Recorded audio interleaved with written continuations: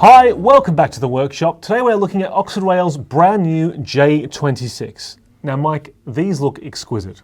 They certainly do, and they'll be quite familiar if you've been to the North Yorkshire Moors Railway, because there's a very similar type of loco that's already been made by Oxford Rail, which is the J27. This is the precursor to that, the J26. So what is the difference between the J26 and the J27? Because in my eyes, they practically look the same. They are very similar. They're both Worsdale locomotive designs. Essentially, the J26 is an earlier version that then changed to the boiler and the smoke box, which then led on to develop to the J27. Some changes to the cab design and things like that as well. But they are outwardly, on first glance, look extremely similar. Well, I'll tell you what, at first glance, these models look amazing. I mean, from where I'm sitting, the cab detail is just incredible.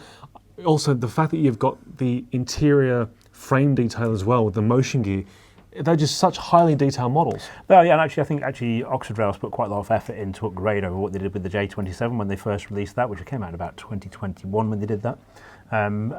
This is quite a significant upgrade. It runs much better, there's better detail to it, they've got painted centres to the wheels, they've added a bit more in terms of that, like you said about the frame inside the locomotive as well, and even the paint finish is a really big improvement over what we saw before as well.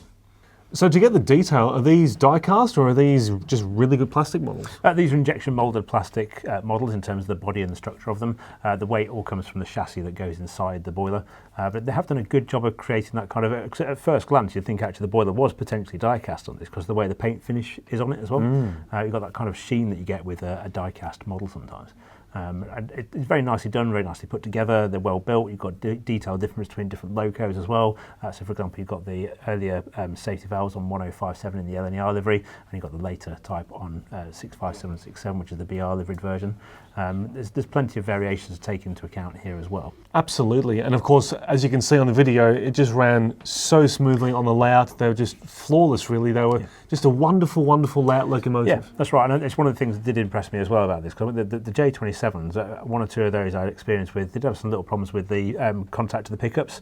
Around that time when that model was produced, did see a number of locos come out of various different factories where, I don't know if it was a material issue at the time, but they seemed to have a copper which wasn't as good at conducting electricity, or perhaps didn't hold its shape quite so well as a pickup, whereas these do run really, really well. Got consistent pickup with them. You've got a 21-pin decoder socket in the tender. You've got space for speaker in there as well, so you can put a nice simple sound upgrade into them.